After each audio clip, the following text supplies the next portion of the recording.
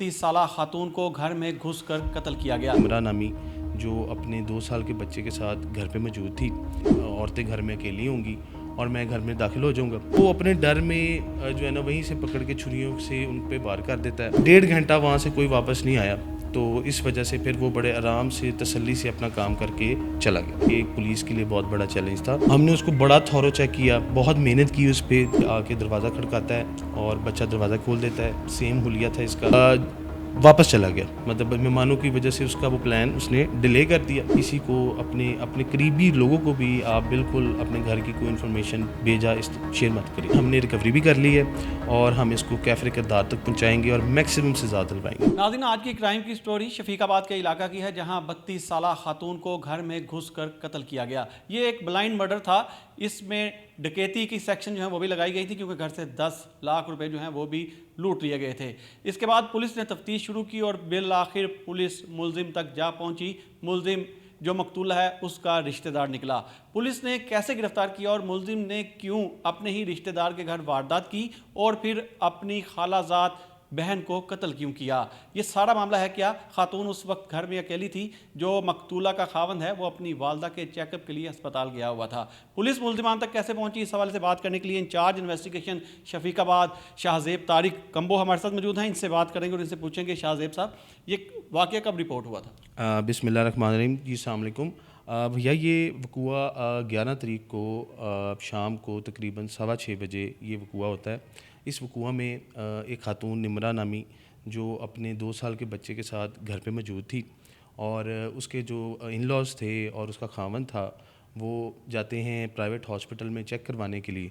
तो इसी दौरानिए में जो उनका एक रिश्तेदार है, जो उनका खालाजाद भाई भी लगता है, वो मास्क पहन के घर में एंटर होता है और वो नीयतन जो है वो वारदात की नीयत से वो आता है ताकि औरतें घर में अकेली होंगी और मैं घर में दाखिल हो जाऊंगा और मैं वारदात करने में कामयाब हो जाऊंगा। लेकिन वो चूँकि जैसे ही वो एंटर होता है, एंटर होने के बाद उसका 16 मिनट का स्टे है बीच में, उस स्टे की वजह से वो अंदर मुज़ामत हो जाती है और मुज़ामत के दौरान वो मास्क जो है खातून निमरा उसका मुलज़म का छीन लेती हैं। तो वो छीनने की वजह से वो पहचाना जाता है और वहाँ पे मुज़ामत हो जाती है। तो वो अपने डर में जो है ना वहीं से पकड़ के छुरियों से उन पे वार कर देता है और उस वार में जो है वो निमरा जो है बेचारी कत्ल हो जाती हैं। तो ये वकूआ जो है आप हिसाब लगा लें कि शाम 6 बजे का वकूआ था। बच्चे भी उनके घर पे मौजूद नहीं थे। बच्चे भी जो है सामने अपना कुरान पढ़ते हैं। उनका इन लॉज जो बच्ची है उसकी जो वालदा का घर है वो बिल्कुल सामने था, तो वो वहाँ चले गए हुए थे और 1.5 घंटा वहाँ से कोई वापस नहीं आया। तो इस वजह से फिर वो बड़े आराम से तसल्ली से अपना काम करके चला गया। भाई शाहजेब साहब, इब्तदाई जो इन्फॉर्मेशन उसमें एक ब्लाइंड मर्डर था जी। नामालूम जो शख्स है वो घर में दाखिल हुआ तो वो कत्ल करके चला गया। किन पहलुओं पर आपने तफ्तीश की और किस तरह मुलजिम तक आपकी रसाई हुई? देखिए भाई, इसमें ऐसे है कि आपको पता है अब आजकल क्राइम का ग्राफ जो है वो काफ़ी डाउन हो गया है। तो उस हालात में इस लेवल की कॉल हो जाना और इस लेवल का इंसिडेंट हो जाना, तो ये एक पुलिस के लिए बहुत बड़ा चैलेंज था और इसमें हम नहीं, सीसीटी वाले, ऑपरेशन वाले तमाम ही एंगेज थे।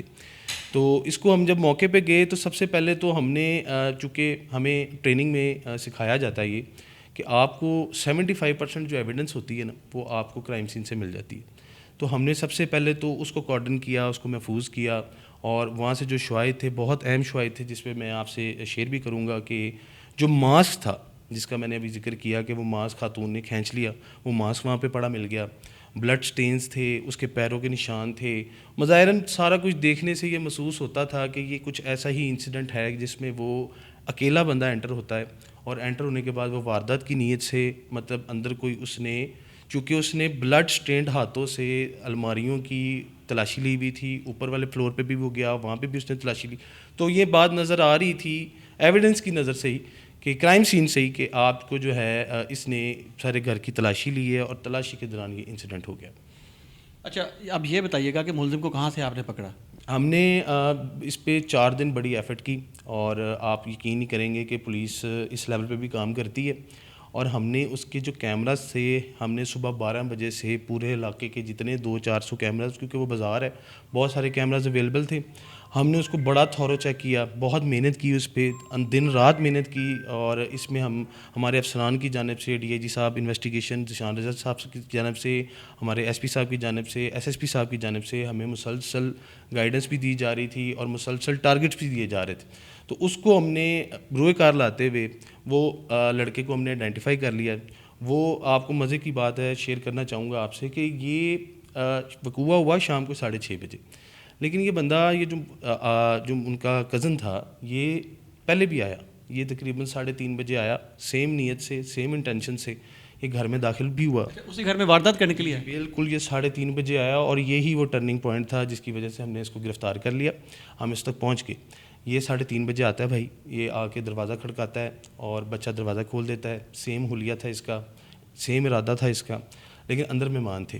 مہمان ہونے کی وجہ سے یہ وہاں سے دوبارہ باہر نکل آتا ہے. آیا تیاری کر کے تھا, ماسک وغیرہ لگا, اپنی اسی انٹینشن کے ساتھ, اسی پلاننگ کے ساتھ, اسی ارادے کے ساتھ, واردات کے ساتھ. لیکن چونکہ وہ مہمانوں کا اس کو آئیڈیا نہیں تھا کہ مہمان موجود ہوں گے, اس کو یہ تھا کہ 2 خواتین موجود ہوں گی, ایک وہ بزرگ ہیں, وہ بیمار تھیں, اور دوسرا یہ نمرہ خاتون جو ہے نا یہ موجود ہوگی. تو وہ واپس چلا گیا, مطلب مہمانوں کی وجہ سے اس کا وہ پلان اس نے ڈیلے کر دیا. اب جب اس نے وہ پلان ڈیلے کیا تو بھائی وہ اتنا کوشش نہیں تھا. ایک پوائنٹ پہ جا کے اس نے اپنا ماسک ریموو کر دیا, جہاں سے ہم نے اس کو ٹریس آؤٹ کرنا شروع کر دیا. فوٹیج میں آ گیا. اب اس فوٹیج کو ہم نے کافی بیک ٹریک کیا, 2-4 گھنٹے ہم پیچھے آ گئے, اور ہم الحمدللہ اللہ کا بڑا کرم ہے, اللہ کا میں سمجھتا ہوں بہت خصوصی کرم ہے ہم پہ کہ ہم نے اس کو گرفتار کر لیا. گرفتاری لاہور سے یہ عموماً دیکھنے میں آیا ہے کہ جو رشتہ دار, جو ملزمان ہوتے ہیں, وہ بھی ساتھ ہی مدعی کے مل کے جو ہے وہ ویلا کر رہے ہوتے ہیں. آپ کو بتاؤں گا میں, حیرانی والی بات ہے کہ وہ اس دن رات کو وقوع کرنے کے بعد جنازے میں بھی شریک ہوا, پھر وہ اگلے دن بھی آیا, اور وہ 3rd ڈے بھی آیا. مطلب وہ 3 دن رشتہ داروں میں ہی پھرتا رہا. اور آپ اس کی دلیری سمجھ لیں, یا اس کا کانفیڈنس سمجھ لیں, یا اس کی بے وقوفی سمجھ لیں, تو اس سب کے باوجود ہم نے الحمدللہ اس کو گرفتار کر لیا. اچھا, اب یہ بتائیے گا کہ آپ نے اس کو ظاہری باتیں انٹیروگیٹ تو کیا ہوگا, کیا ضرورت پڑی کہ اپنے ہی فیملی ممبرس کے گھر وہ یہ ڈکیتی کی واردات کرنے چلا گیا ہے؟ کس طرح سے سارا پلان کیا؟ دیکھیں بھائی, میں ضرور آپ سے آپ کا فائدہ اٹھانا چاہوں گا, آپ کی اس موقع کا بھی, اور لوگوں کو بھی کہنا چاہوں گا کہ آج کا دور نہیں ہے کہ آپ کسی کو اپنے قریبی لوگوں کو بھی آپ بالکل اپنے گھر کی کوئی انفارمیشن بھیجا شیئر مت کریں, کیونکہ یہ جو حسد ہے, کینہ ہے, بغض ہے, اس طرح کی چیزیں جو ہوتی ہیں آپ کے لیے ایونچولی بہت بڑا نقصان بنتی ہے. اور یہ جو کیس ہے نا, یہ ایک آئیڈیل مثال ہے اس چیز کی. اور آپ دیکھیں کہ وہ ان کو پتہ تھا کہ یہ ویل آف ہیں, یہ ماشاءاللہ ٹھیک ٹھاک ہیں, ان کی فیکٹریز ہیں, اور ان کے گھر میں کچھ نہ کچھ قیمتی موجود ہوگا. وہ اس نیت سے آیا تھا کہ میں گھر کے اندر گھسوں گا, خواتین ہوں گی, میں ان کو ڈراؤں گا اور تلاشی لوں گا, اور مجھے کچھ نہ کچھ مل جائے گا, اور میں لے کے جو ہے نا وہاں سے فرار ہو جاؤں گا. تو آگے سرکمسٹانشلی وہ چونکہ پہچانا گیا, اس نیت سے وہ آیا تھا پیسے لے کے جانے کی, تو اس نے یہ والا سٹیپ بھی, بڑا قدم بھی اٹھا لیا. اچھا, اب شاہ زیب صاحب کچھ بات کریں ملزم کے بیک گراؤنڈ کی. کیا کرتا ہے, شادی شدہ ہے, بچے ہیں, سارا کیا معاملہ؟ آپ کو بڑی تکلیف ہوگی یہ جان کے کہ مقتولہ کے بھی 4 بچے ہیں, اور اس کے بھی 4 بچے ہیں, اور سیم عمر کے بچے ہیں, اور یہ ان ڈرائیو پہ بائک چلاتا ہے. اور اس نے کوئی قرضہ وغیرہ بھی لیا ہوا تھا کسی کاروبار میں, اپنے رشتہ داروں سے اس نے انویسٹ کیا, وہاں پہ اس کو نقصان ہو گیا, اور کچھ چیزیں اس نے قسطوں پہ بھی لی ہوئی تھی.